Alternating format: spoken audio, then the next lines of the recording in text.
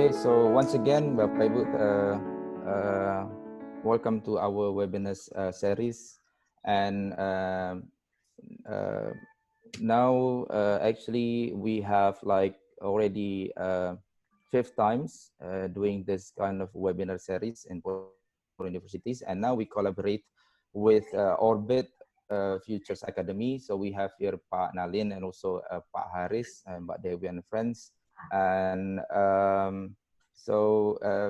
this webinar series I think it's quite important for startup, especially startup in universities. And we're going to talk about the roadmap to startup fundraising. And before we start, I would like to introduce a bit about our universities. So welcome to Podomoro Universities virtually. And I would like to give you a bit information that we are in the a part of the groups of Agung Podomoro.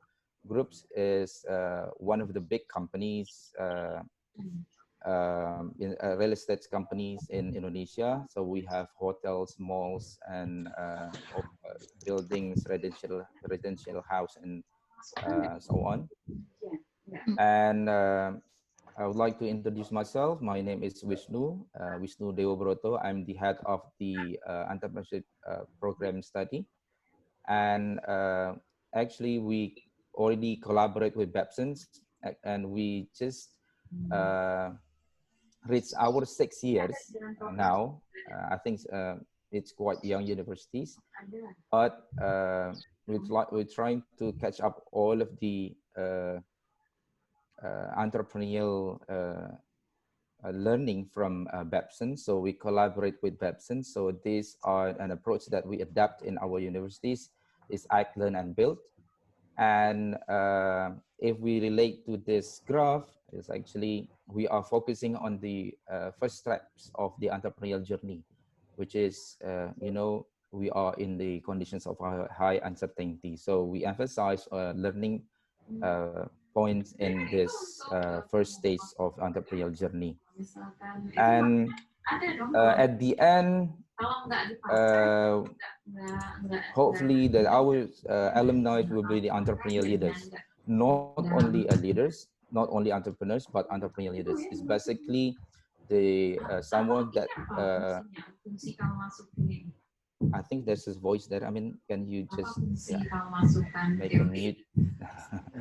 Okay, and then entrepreneurial leaders is actually persons that really sensitive with the problems in their societies, and with their creativities they create something, and then with their creations it's actually make an impact in economic and also social. So that's why most of our alumni or most of our students is already become entrepreneurs before they graduated. It's more like 60 or 70% of them become entrepreneurs before they graduate. So before I explain about the opportunities for the students to reach or to reach a grant from the governments, I would like to give a brief activities that we held in our universities. So we have kind of events. So we're trying to bridging the gap between campus and also the entrepreneurial life. So we have like entrepreneurs coffee chat, and we bring them to the expert. So here's the in Marketplace head office with Pak Hermawan Kartajaya, one of the marketing guru. And we have Entrepreneurship Week. So we invite entrepreneurs from all over Indonesia to come and share their experience in, running their business with the students. So here's the situations of Entrepreneurship Week. And each year, we also have expo together with students. So here's the situations at that time. So here's our workshops and here's our events. It's actually yearly events at the end of the years. So hopefully that we can do this event after COVID-19 is over. Okay, hopefully. So here's the events where we also invite artists, okay, celebrities, and also influencers at the event. So this our two alumni, and they are already have big companies in Bali, and one of them is the owners of Bali Banana in Bali, and also one of the students is the owners of one of the restaurant, quite big restaurants in Bali. And there are some achievements, even that we already like 6 years now. Our university is still young, but we deliver students that have high achievement. So is one of our students that reached 100 top 100 digital startup in Indonesia. And there are so many students that got a grant from the government. Okay, and these are the students. These are the students that achieve their quite a big achievement at the time. It's last year actually. They won like 2 prizes. This is the big event in Batam. So it's the expo for all of the students entrepreneurs in Indonesia. So we have PUSEL, Bapak Ibu and friends. PUSEL stands for Podomoro University of Center of Entrepreneurial Leaders. It's actually the incubators and also entrepreneurship centers in our university. So you can access all of the learning, entrepreneurial learning in pusel.co. Okay, so here's what we do in PUSEL. So basically, we facilitate the students and also faculties, and we incubate them and then bridging to the business environment, especially to get a venture capitals or customers and also industries. Okay, Bapak Ibu, just for your information and also students, okay, this is really big opportunities for you because as you know, our Ministry of Education and Culture is actually entrepreneurs, okay, is the founders of Gojek. And he mentions that we have to be independent in the way of learning, okay? So I would like to give some information to all students about the program for Ministry of Education and the Cultures. And because I'm a part of the teams in uh, Ministry of Education and Cultures, I give you a bit of information about the program that we will run in the I think short period of time. I mean, next week I think we will start the program, especially the program that related to entrepreneurships. I'm really sorry because this is Indonesian's language. The slide I won't change the slide because this is actually from the Ministry of the Education and Cultures. Okay, students, you can access this and we will run the programs next week. That's actually, we will give you a grant, I mean, the governments will give you a grant between 10 millions up to 40 millions rupiahs. Okay, that's related to kegiatan wirausaha or it's um, entrepreneurships program. Okay, so basically there are two opportunities that you can get from the Ministry of Education and also the Ministry of Research and Technologies. So from my part, which is the uh, Ministry of Education and Culture, so there will be a program for you, for the students. And the first one is workshops, the entrepreneurship workshop. Uh, we will start this next week, so be prepared. Okay, so we will start this next week and you will get the announcements this week. Okay, so I'll give you later on the announcements, and after that after we celebrate Ramadan, okay, just prepare that you need to have a proposal, kind of proposal, and submit it to the website. I'll give you the website later on, and use these opportunities. Okay, you can get funding, or you can get grants between 10 up to 40 million rupiahs. Okay, so I think that's worth for making a business nowadays. Okay, especially for the university students. Okay, so for you that own startup companies or startup digital companies, that we have also programs called ASMI, that stand for Akselerasi Startup Mahasiswa Indonesia. So this also will run after after Ramadan, after we celebrate it. Yeah. So just prepare your proposals. Okay, so gather with your friends and start to making the portfolios. Fix a little bit. I mean, fix something related to your products maybe. Okay, and make your financial report really solid. Yeah. And then at the end there will be mentorships. Okay, so these all of the programs that related to entrepreneurships programs in the Ministry of Education and also Cultures. Okay, so how about the target? uh, so our minister said that, okay, so we have targeted like 4,000 students entrepreneurs this year. Okay, in 2019 we already reached 3,500 students, and now we increase 500 more, so becomes 4,000 students. So hopefully with the with this event, of course, with Orbit Future Academy, okay, and also with all of you students from all over Indonesia, so we can reach this target. And I just want to say hi to some students that come from outside Java.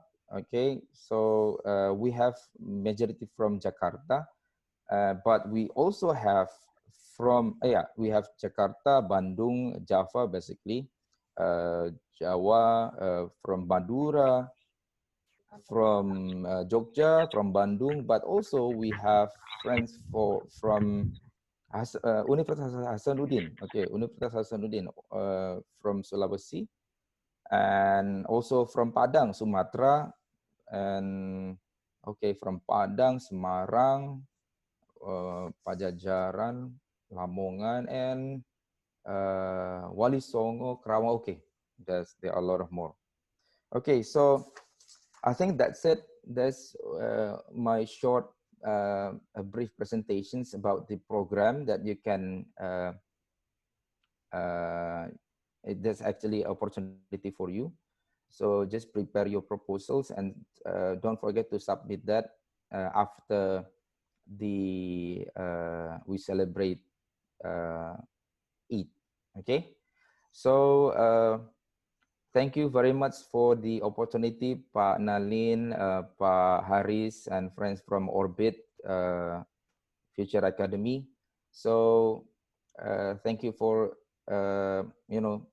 organizing all of this.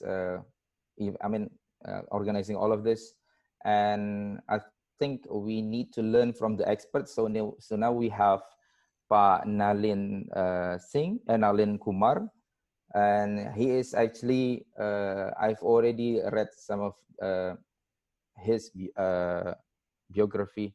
So he's actually the experts of startups. So basically, you for the students wants to have a fundraising for your startup. So please pay attention to Pa Nalin.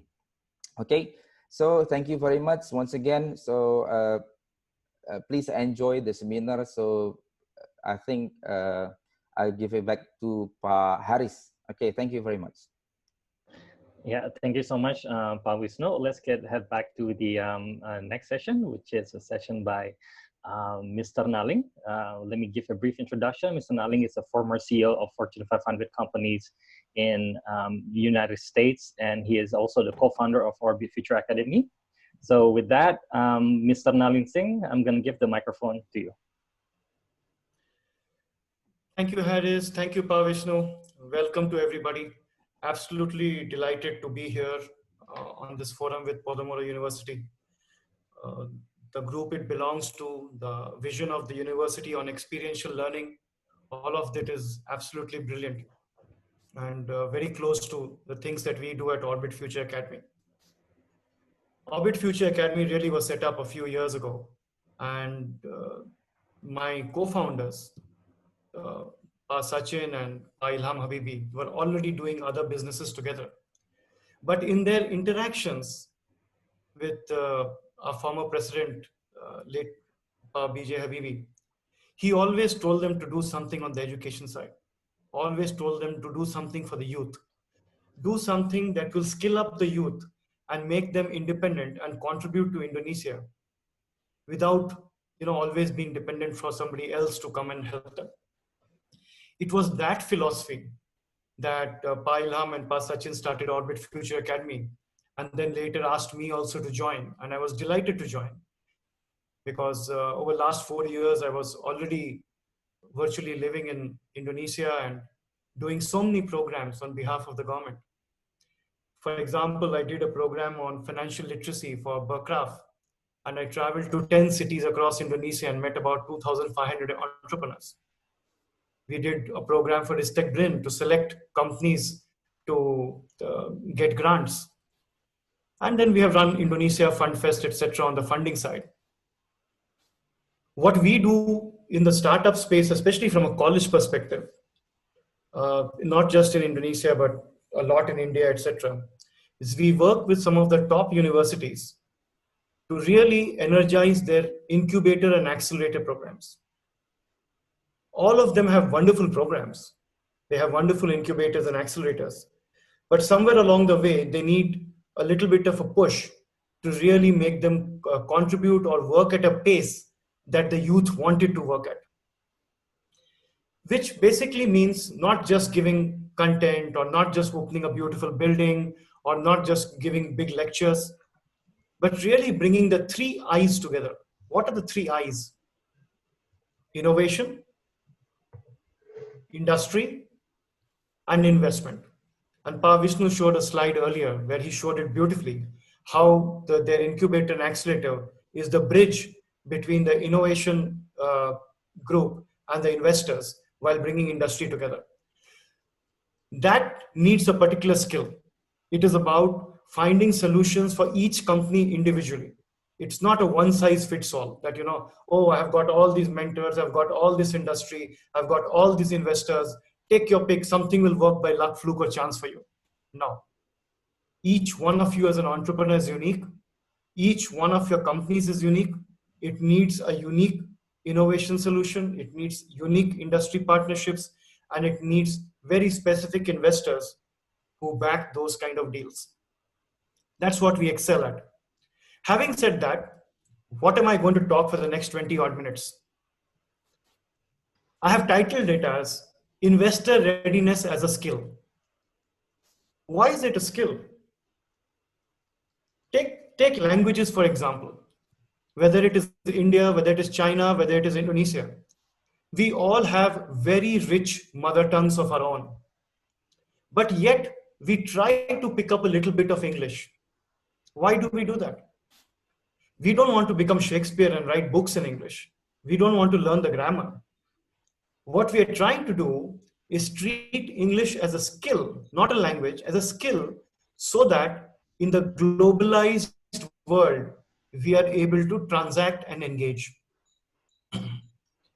That is the only language right now that keeps the business economy in the world going. So we learn it as a skill.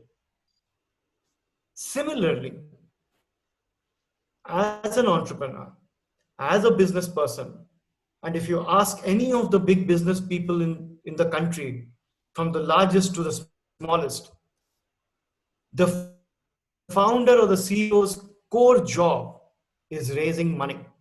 how much ever they may have, they always continuously need to raise money from whether it's banks, whether it is investors, whether it's PE funds, whether it's VCs, whether it's the government.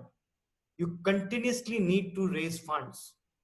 And hence, learning how investors think, learning how they speak, learning what they are looking for, learning what motivates them to invest is a skill that you must master. If you don't master that, you will always be at the mercy of other people, or your funding journey will look something like this. How will it look like? You will go meet a lot of people and ask for money. They could be friends and family also. Don't think raising money is just about going to some stranger or a big VC fund or the government. Most of us in early stage are going to raise money from friends and family. They are our earliest angel investors. When you go to them, what does your typical experience look like? You will go, they will seem very interested, they will get very excited, they will say things like, you must follow your passion, you have a great idea, I love what you're doing, I wish there were opportunities like this when I was young, I see a younger me in you. They will motivate you so high, but they don't cut you a check. Why don't they cut you a check? Because you have not yet spoken in a language that makes an investor interested. You have spoken in a language of excitement, not execution. Let's talk about how you can do that. Very quickly, all of you, most of you are in college, and you would have given exams every 3 months, 6 months, or every term. And this graph shows you why, when you only read and hear the professor or somebody teaching you, you retain only 10, 20, 30%. You really learn or remember when you experience things. So the next 30 minutes, try to experience things with me. Try to visualize the stories I tell you. Don't bother writing notes or trying to remember what I have said. Just try to experience the stories, and we will be able to recall much more than otherwise. This is a question I'm asked often. Are entrepreneurs made? That means, can I teach you entrepreneurship? Or are they born? It's like the classic nurture and nature debate. Can you teach somebody entrepreneurship? Or are they just born with that skill? Here's my answer. The good part and the bad part. The tough part is you can't teach anybody entrepreneurship. I can teach you business skills. I can teach you cash management skills. I can teach you life skills. I can teach you soft skills. I can teach you how to behave, walk, talk, build a business, but I cannot teach you entrepreneurship. What is entrepreneurship? Entrepreneurship requires that skill of being able to spot an opportunity or see a problem and get driven to solve it. That I can't teach you. That's the bad news. The good news is all human beings are born with that skill. You may ask why. Think back to your childhood when you were 5, 6, 10 years old. For me, that was a long, long time ago, but for you, it will be less. Think back when you were 5, 6, 10, 12 years old, or even look at children playing in a park today of that age. What do you notice? They are so curious about everything. They have questions about everything. They see a butterfly and get fascinated and chase it for hours. They see a caterpillar and they watch it for hours. They see a flower and they want to smell it, they want to break it, they want to learn how it is constructed. That skill of curiosity and inquisitiveness is something which each human being is born with. So while I cannot teach you entrepreneurship, all of us were born with that key skill. If you have lost it along the way somewhere, I can help you rediscover it. But that is the key skill that you need, the inquisitiveness, the curiosity, and that will drive you to look at problems or find opportunities and see what you can do to solve them. That is the key skill. Everybody wants to be a unicorn founder. This is a map of the world with unicorns across the world. 350 of them at last count. After COVID, probably dropped by 100. Everybody gets fascinated by the story of founders of unicorns. They think it's overnight success, whereas if you look carefully, each one has got a 15-year history behind them. Most of you, or all of you who have chosen entrepreneurship, I must applaud you for choosing a path out of the ordinary, and a path that is quite tough. Think about it. If you do a job somewhere, if you get a job after your university, you will go join maybe in the sales department, you will do only sales. If you join in operations, you will do only operations. If you join finance, you will do only finance. In a job, you require one skill. And remember, you get a job after 15 years of studies. You require one skill, and the people in the same grade as you probably have the same education background. And if you do it little better than the guy next door, you will get an increment, promotion, and a bonus. In a large company, you do a small thing, and if you do relatively well, you're made to feel like a hero. This is so different from entrepreneurship. In entrepreneurship, you, at least in the initial years, have to build the product, find the clients, sell it to them, find and retain talent, manage shareholders who put money into your business, manage all the thousands of laws that have to be adhered to, tax, sales tax, VAT, continuously scale your business so that it grows for the investor and your employees, and manage competition. You have to be virtually a superman to manage this. All these skills you need. Nobody has all these skills. And that is where you have to find co-founders and collaborate. And while doing all this, you have to continuously find the lubricant of money. Continuously, you have to find money. That is why being investor ready as a skill is so important. Let me tell you a few base truths. Even in this post-COVID, pre-COVID or COVID time, there is more money and more investors looking for good ideas than there are entrepreneurs asking for money. You don't know how to ask. You are not prepared. Hence, you need investor readiness. Second, please don't set up companies for funding, because that is really the wrong reason to set it up. The best way to raise money is to find clients. Investor money comes at a huge social cost and huge other costs of your freedom, etc., which you may not be ready for. Investors invest in people, not just ideas. For me, after I like your idea and everything, ultimately, I have to trust that you will treat my money and treat it well and give me a return. People invest on people. Hence, you have to be ready. By you, I mean you or one of your co-founders. You don't have to learn everything yourself. Next, failure rate in early stage startups is as high as 90% in the first 2 years. And investors know that. We also know most of you don't need money. You need advice. You are wrongly thinking you need money. These are some baseline things, and they should make you ask, do you even need to raise money? How much? At what cost? How much freedom are you willing to give up to your investors? Because remember, they will hold the checkbook. They will hold control over you. Even if you take money from your friend, family, father, mother, brother, sister, it's not easy. You will be answerable. Some of the very things that drive you to be an entrepreneur for freedom and to be your own boss, you will lose that moment you have investors. So you should think whether you need money at all. And if yes, how much and from whom you should take it. There are so many successful entrepreneurs in that unicorn list I showed you. Is there any formula to become successful in funding? I'm only talking success in funding. Is it young people, old people? Is it men, women? Is it which country they come from?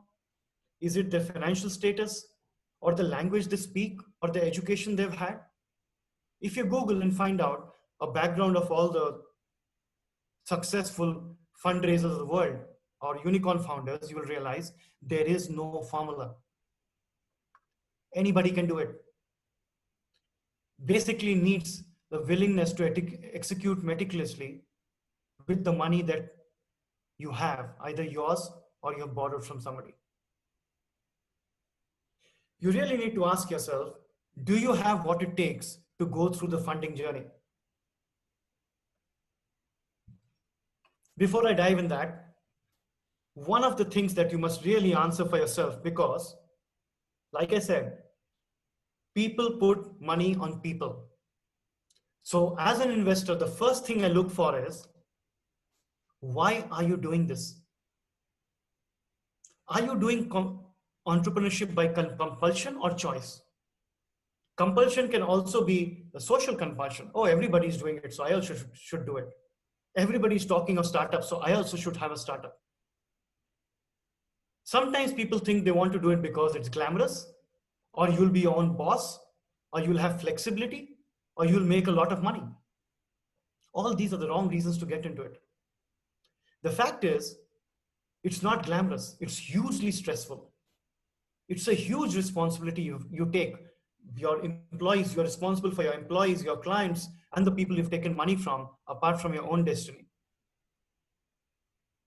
Your clients, your employees, and investors are your bigger boss than any boss can ever be. And every day, you are a role model to people. And the way you walk, talk, behave, and what you say, and how you say it is constantly under scrutiny. It's a tough job, and you work 24/7. So unless you have a deep calling from within that I want to do entrepreneurship because I want to make an impact on the world needs my product, and if I don't do it, I will remain unfulfilled in life. If you don't have such deep motivating factors, don't do entrepreneurship. There are other ways to find fulfillment in life. You could be a social reformer, you could be a religious leader, you could join politics, you could go work somewhere, you could be a sports star, you could be so many things. Entrepreneurship is only if you have that deep drive within you, because if you are raising money, again, if you're not raising money, no problem. But if you're raising money, an investor will look at this thing first and make sure that you're driven by the fact that you will create a huge impact and profitably. Even if you're opening a yayasan or opening a charity, if it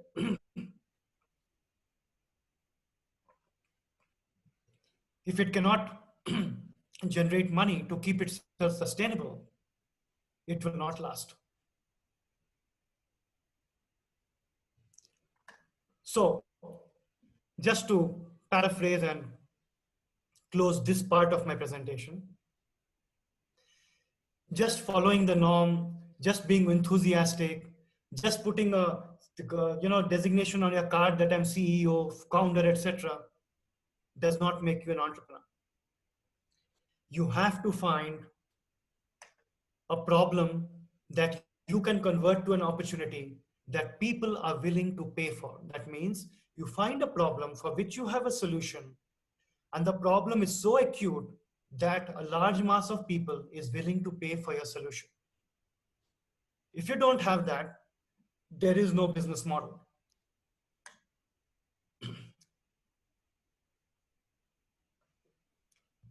So if you have figured out why you want to do entrepreneurship and you have started out and you need money, who are you going to go to? Even if you go to your friends and family and angel investors, how do they look at you? Remember, the people you're going to in an early stage startup are angel investors, even though they are friends and family. They are giving you money that they have earned in their lifetime. They're not giving you somebody else's money. They are giving you a part of their own hard-earned money. So when you go to them, how are they thinking? And think, if you were giving your own money, would you think this way or not? First, if I'm just in college or etc., I go to an investor and say, here's my startup. And I ask, is it the first time you're doing it? Probably yes. Even you get a job after 15 years of studies, but entrepreneurship you're doing for the first time. Try to think, when was the last time you did something for the first time and do it spectacularly well? When you started speaking as a child, did you start giving speeches? When you learned to walk, did you start running a marathon? When you learned to swim, could you swim like 10 laps in first shot? Well, first time you went to play football, did you score 3 goals in the first minute? No.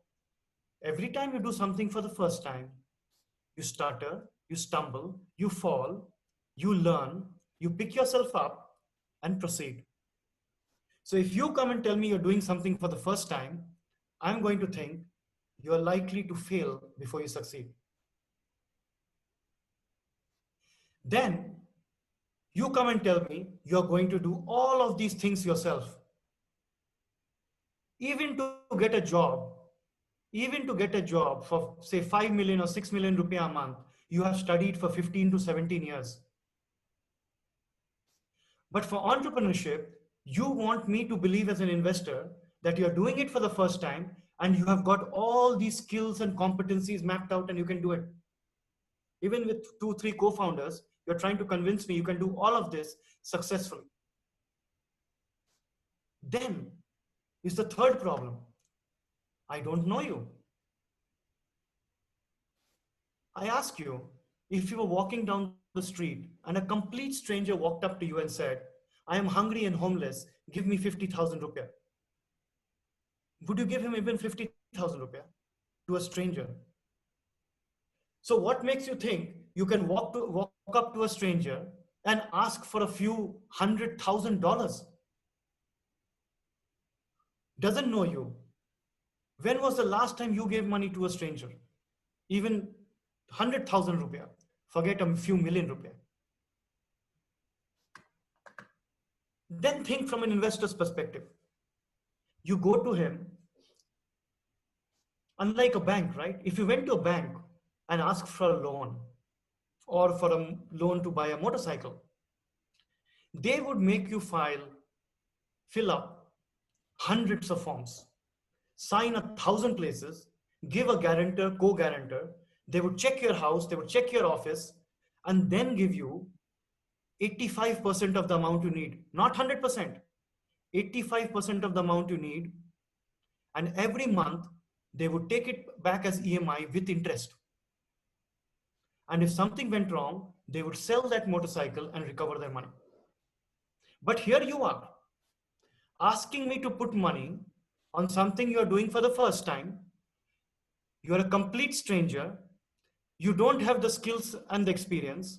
You are not going to give me collateral. You're not going to give me interest. And many of you come and ask for all the 100% of the money. You don't even have 15% of your own.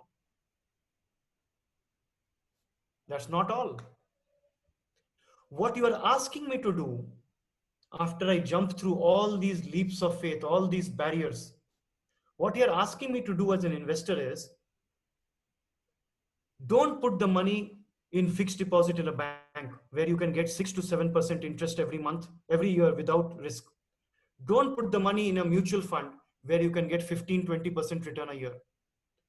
Don't put the money in the stock market where you could get 30-40% a year with less and less risk, right?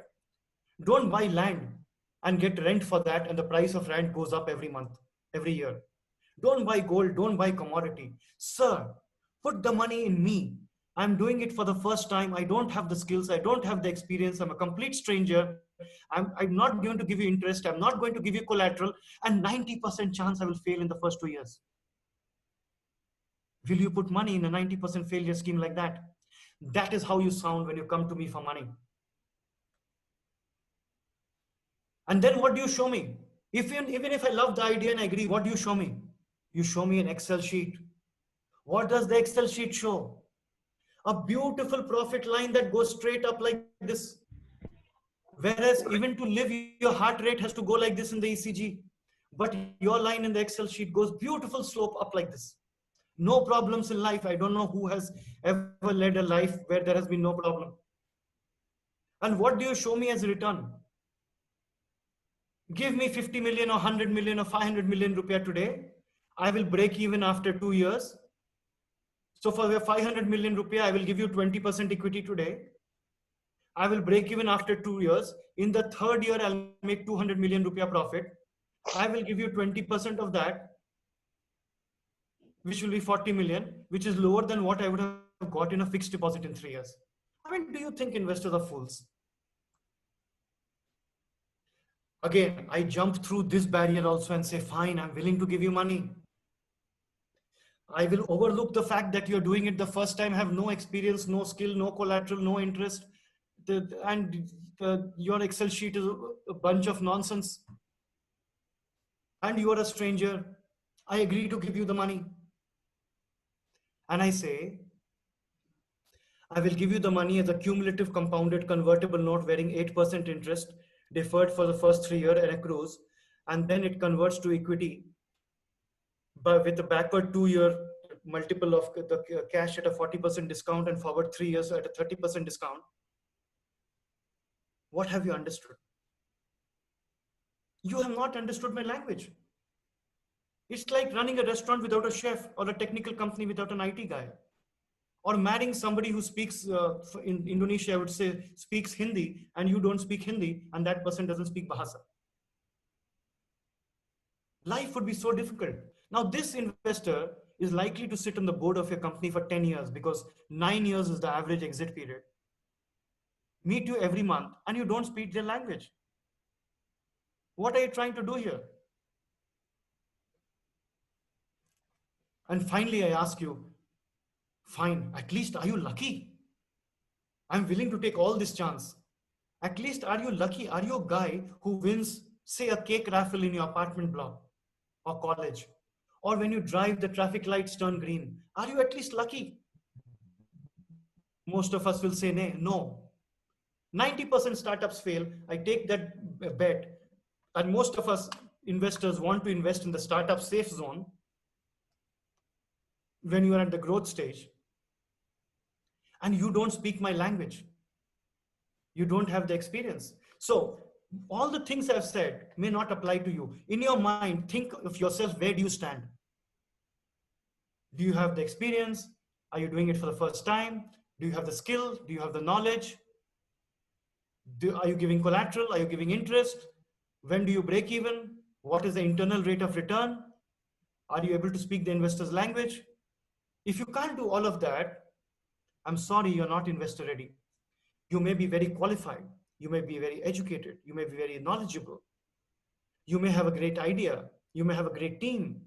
But when you come to me as an investor, and I am looking at you, on my desk, there are another 50 proposals. And remember, an angel investor invests in 1 out of 40 proposals at their desk. And I'm looking at these 40, 50 proposals. And I give you only 60 seconds to tell me your elevator pitch. 60 seconds in which I judge you. Or maybe 2-3 minutes. You don't get time like I have got with you of 30-40 minutes. You get 60 to 180 seconds. And you can't come across and convince me on all of this. You won't get funded. What you will get instead is what I told you earlier. A lot of love, a lot of pat on the back, a lot of motivation, a lot of beautiful sweet words, a lot of smiles, but no check. What you need to do is get investor ready. Like you have invested in yourself to go to college, to go to Podomoro University, to learn through 2 years, 3 years, 5 years, for which the hats off to you. You need to invest in yourself to learn investor readiness. That is the last mile. That is the real world. That is where deals are done. You want to be an entrepreneur, to be a CEO and do big deals. Big deals means a give and take of product for money. And if you don't understand the language of money and you don't understand the investor's motivations, you will fail. Last point, and then I will open it up for questions. So having said all of this, what is that one thing that an investor is looking for? What is that one thing an investor is absolutely looking for if they go through all these barriers and they actually put money on people, not ideas? Credibility. Credibility. It is a combination of who you are at the core to how you project yourself from a knowledge, experience, branding perspective. It is a combination of a lot of things, and I can't cover them today. But credibility. What contributes to credibility? If credibility is the main thing, what is 80% weightage in credibility? It is knowledge. And I will just show you 4 5 slides to test your own knowledge, and bear with me and see whether you have the right knowledge to face an investor. You may have the knowledge to be an engineer, you may have the knowledge to be a great son, father, brother, etc., etc. But do you have the knowledge to have the credibility in front of an investor? Let's test that. If I asked you which are the top 10 startups of the world, all of you will know all of these names. And if you don't know even one of these names, then please give up entrepreneurship right away. Why do you know all of these names? Because of the dollar sign and billion sign next to it. And the media has glorified these stories, so you know all these names. If I asked you the success stories in Indonesia, you will know all these names. From the Gojek to the ticket.com, you will know Bukalapak, you'll know all of them because they are household names for what they have done. A Tokopedia is a household name. I live in Indonesia now and I can't live without Tokopedia. They are household names, you know all of them. How many of these do you know? Because your knowledge is going to be tested. As an investor, these are the companies I'm looking at. These are the companies that are at my desk. You should at least know which are the ones from your industry to see what is their business model, why are they at my desk, how are they presenting themselves, what is the background of the founders, etc., etc., etc. How do they price themselves, how did they get here? These are the companies we are looking at. How many of these do you know? And if you don't know them, how can you be an entrepreneur? It's like coming to Podomoro University and not knowing the name of the principal or the rector or your class teacher or something like that. Because as an investor, these are the companies I'm looking at. These are the top startups in Indonesia in 2019. These are the ones newspapers write about. These are the ones at my desk. These are the ones you should know. If you don't know, you are lacking in knowledge. And if you're lacking in knowledge, 80% credibility loss is there for me. That is why you need to get investor ready, not just smart for an idea. Doing deals, being a CEO needs you to constantly raise money. To constantly raise money, you need to constantly talk to investors. To talk to investors, you need to be credible and know their language. To be credible and know their language, you need so many factors: knowledge, readiness, collateral, your personal branding. And to learn all of that, like you have gone to college in Podomoro University, you need to go through an investor readiness course. That's what we excel at. Thank you. I'll open it up for questions and hand it back to Pa, Vishnu, and Harris. Yeah. You can type your questions into the chat. Yes, thank you so much, Panalini, for the insight of investor readiness. So everyone, if you have questions, feel free to unmute yourself and ask directly, or you can use the chat feature.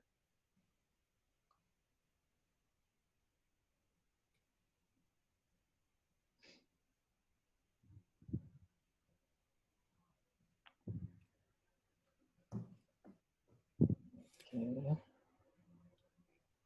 Sorry. Okay, I just unmute my microphone. Okay, I have a questions, Nalin.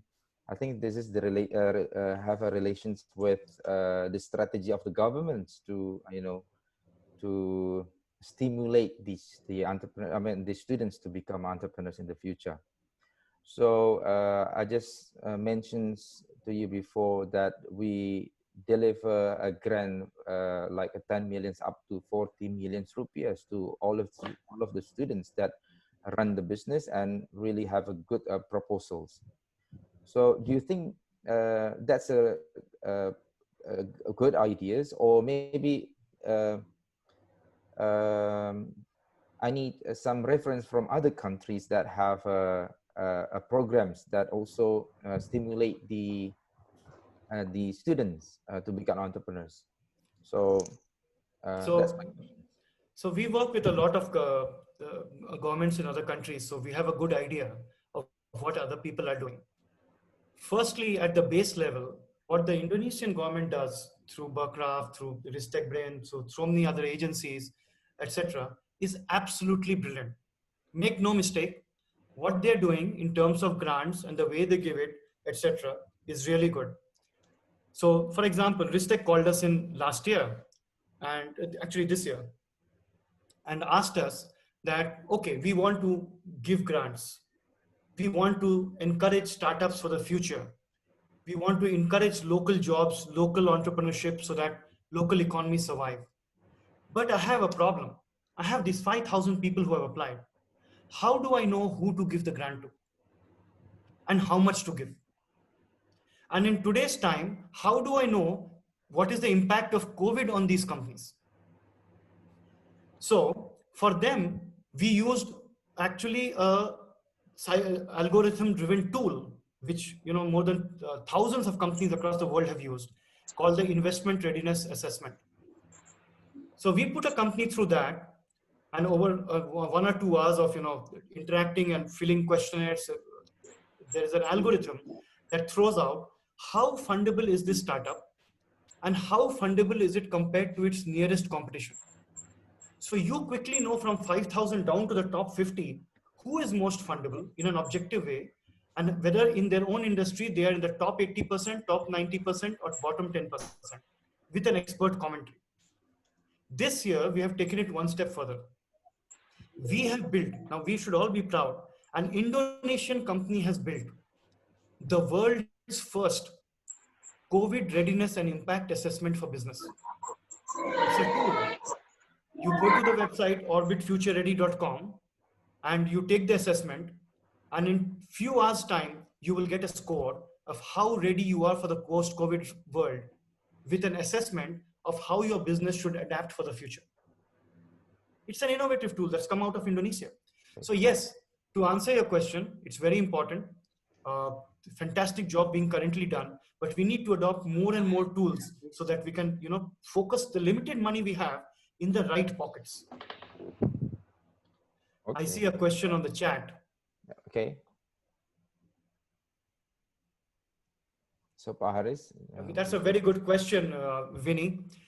Uh, my suggestion is that as a student, you have and being young, you have the support of, organizations within Podomoro University, the incubator, accelerator, people like Pa Vishnu and so many other people to mentor and guide you.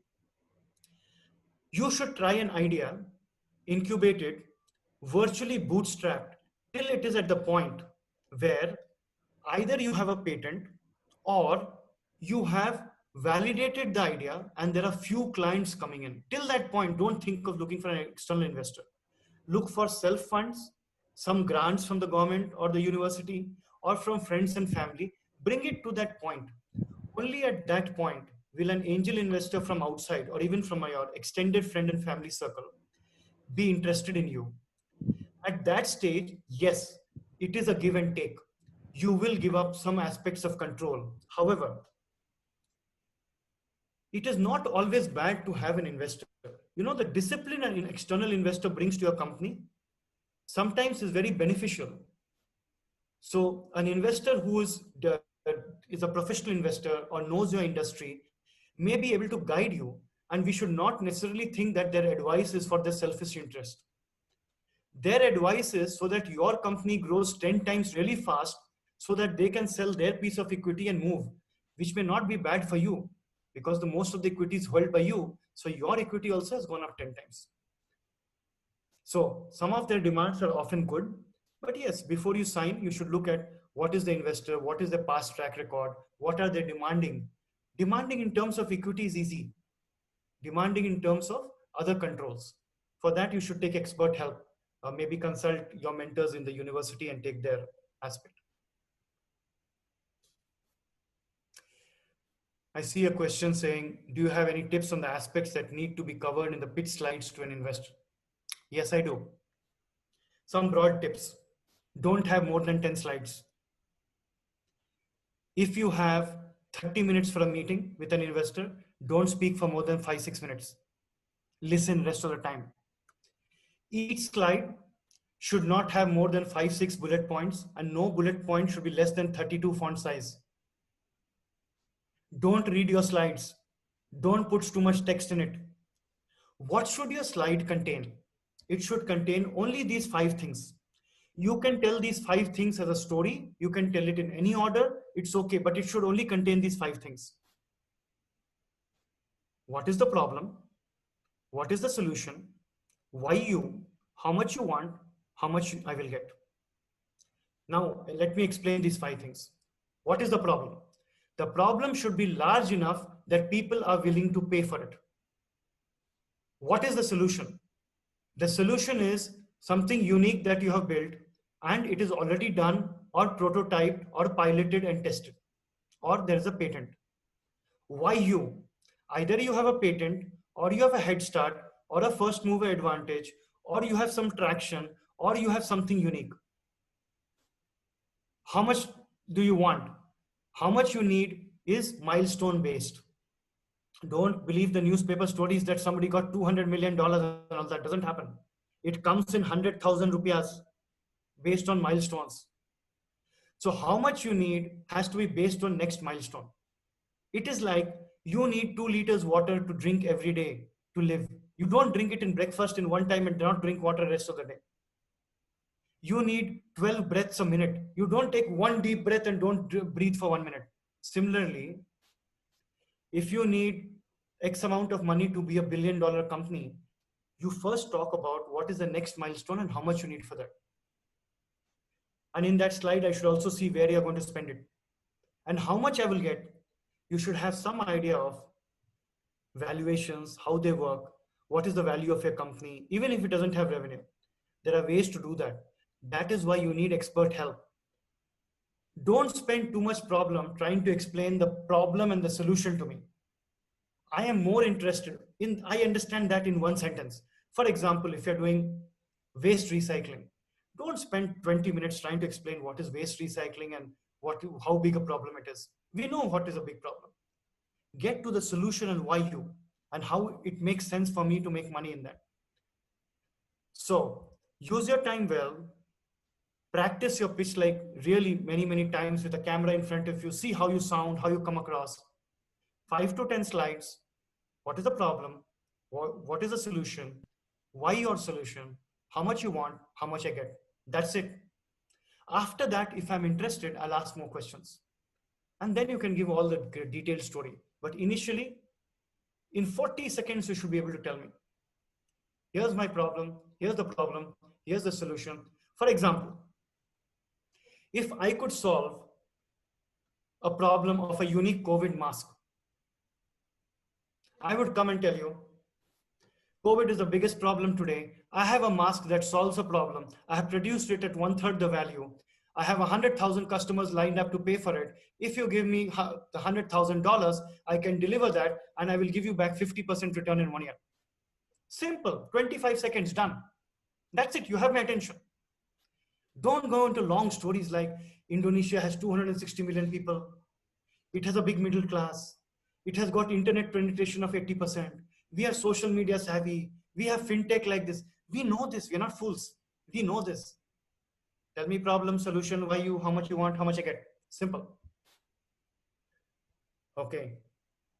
We have next question. Panalin, actually, there's one question that I think accidentally sent privately to me. It's from Pendi Yusuf. Hello, sir. When everyone asking about what key of success, I just want to ask about what key of fail. Okay, so that's the questions. Nice question. So is the question about why you will fail with an investor? Yeah, I just want to ask about what key of failure, I think. So that's the exactly questions. Okay. Harris, could you rephrase that? Because you broke up a little bit. Yeah, so basically there's people know what is the key of success, but how do you Mm. determine what is the key of failure? Key of failure is your own arrogance. The number one reason for failure for startups is founder incompetence. So if you look at 90% startups who fail, more than 50% of that fail because founders are incompetent, because they don't have the knowledge, the skills, and they don't have the humility to accept that they need other skills. So they don't bring in other co-founders on a logical, objective basis. They bring in other co-founders who they think are their friends or they think like them. If you bring like-minded people into the company, all of you will have the same flaw. You need to bring a combination of skills that will cover the company from all sides. So as an investor, we always look for founders. If we feel that they don't have the ability to take people along or ability to or humility to learn on their own, we stay away from such founders. We know that's a recipe for failure because they will go make a product that suits them without checking with the client. They won't do survey. They won't do market validation. They won't look at what clients want.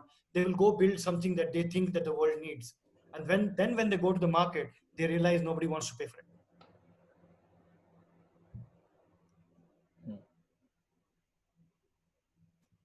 What do we need to show beside credibility? So to an investor, number one is credibility. That's 80% of the work. After credibility, we assess your readiness. Readiness means your personal readiness and your business readiness to be funded. After we assess personal and business readiness, we look at your collateral.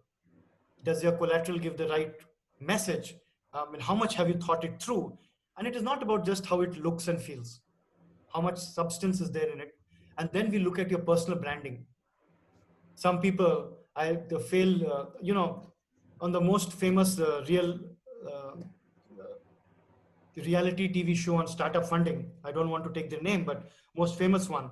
You see people doing deals on the TV. Out of every 10 deals done on that show, 5 don't go through. 50% failure after getting a deal. Why? They failed due diligence. Why do they fail due diligence?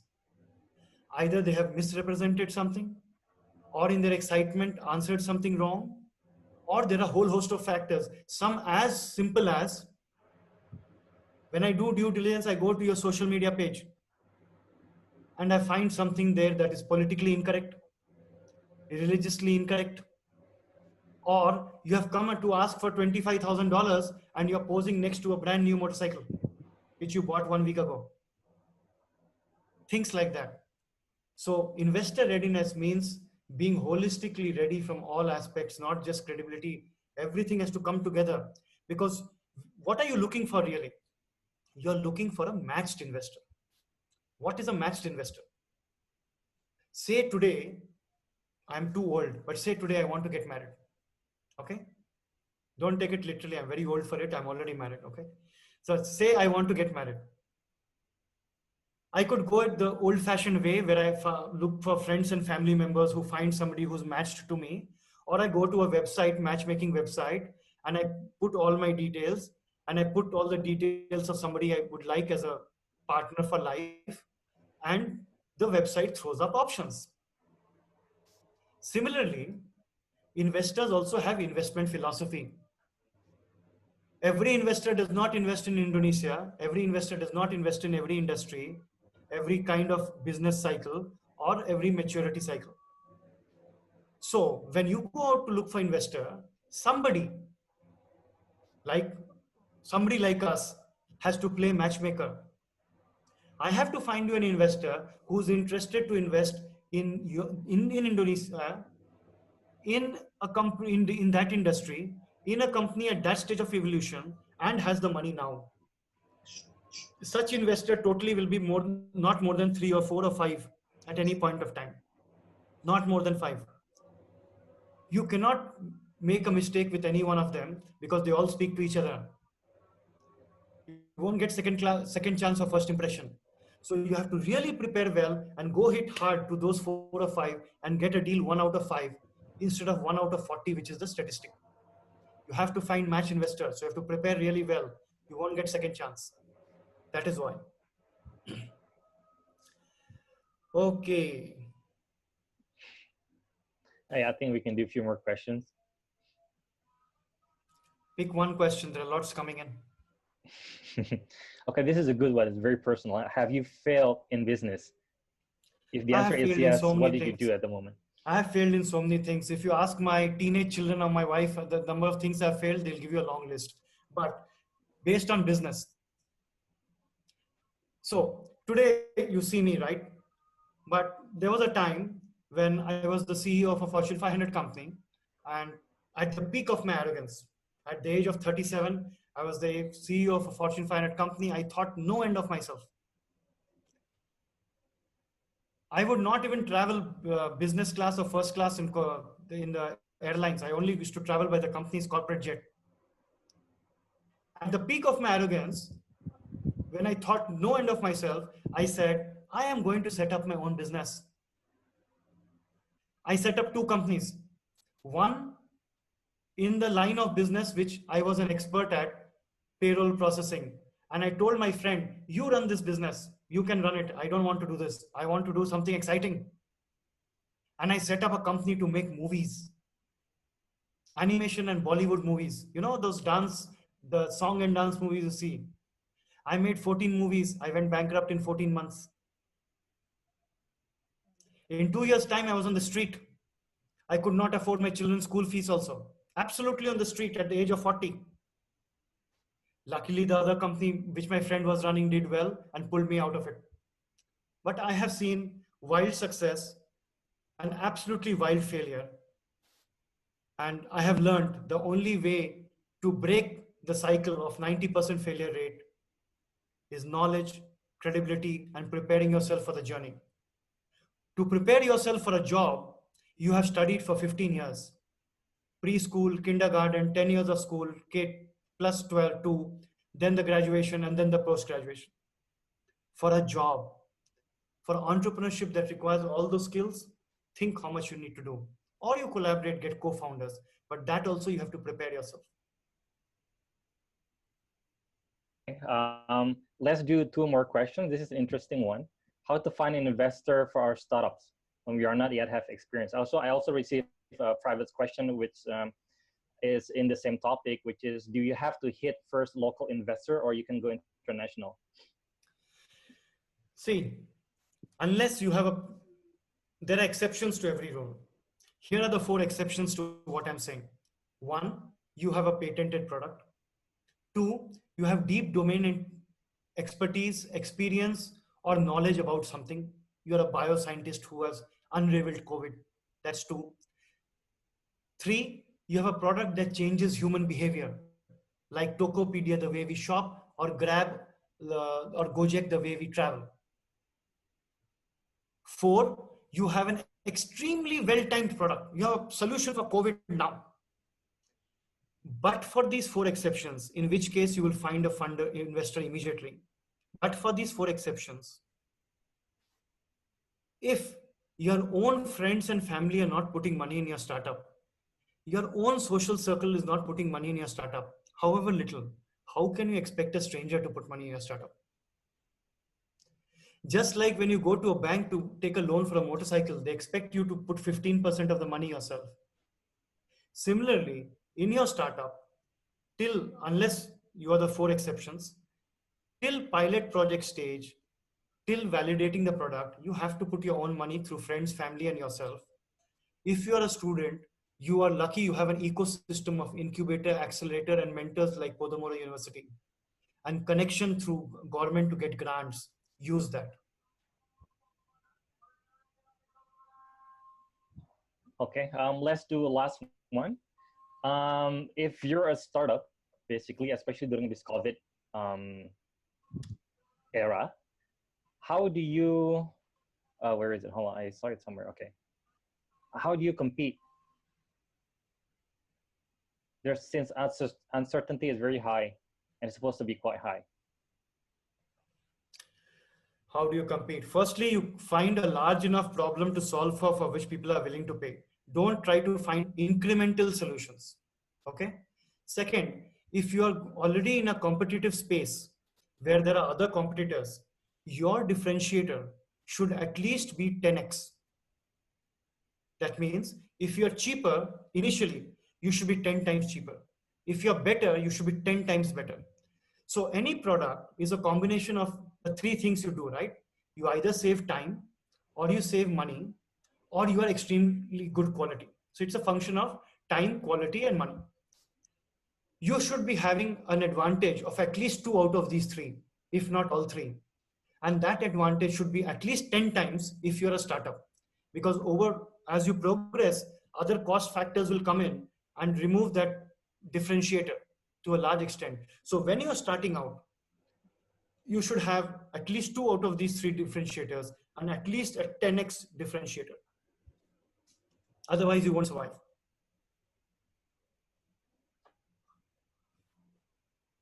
Okay. So I guess that's it. But before I hand over the mic to Pa Wisnu to wrap up, I would like again to encourage the participant here to check our website, which is orbitfutureacademy.com. You'll see all the services and products that we provide, especially to help the startups in Indonesia, as well as incubators, accelerators, etc. So to wrap up, Pa Wisnu, I'm going to hand over the microphone to you. Okay, thank you, Paris.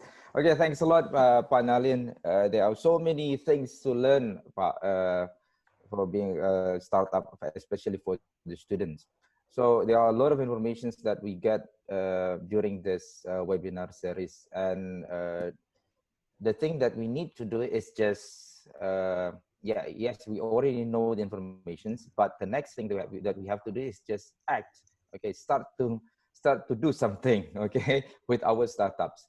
And like Pak Nalin said, so trying to use the access to, of course, the universities. Maybe some of your universities have like incubators or mentors or accelerators, or of course you can access the grant for the governments. Okay, we want to start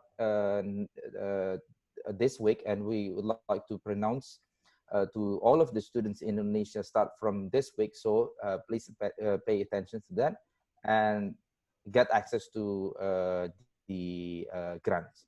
Okay, so thank you very much, Pak Nalin, and also Pak Haris. And I think you guys should check the website, www.orbitfutureacademy.id. And of course, this is not the first, I mean, just only the first collaborations. I think we need to do more collaborations in the near future, Pak Haris. Absolutely. And and of course, one of the, I mean, something missing that maybe some university cannot, give learning about the investors. So maybe we can collaborate between Orbit Future Academy and also Podomoro University to fill in the gap. Okay, so we cannot teach students to be entrepreneurs, but they have to look the entrepreneurship by themselves.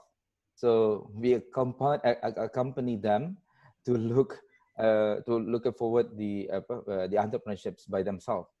And once again, thank you very much, Pak Haris, and thanks a lot for all of the students that already joining our webinar series. And that's it. We're looking forward for next collaborations in the near future. Thank you, Pak. Okay, thank you everybody. Bye. Thank you, thanks a lot, Bapak Ibu. So sampai ketemu di event selanjutnya. Okay.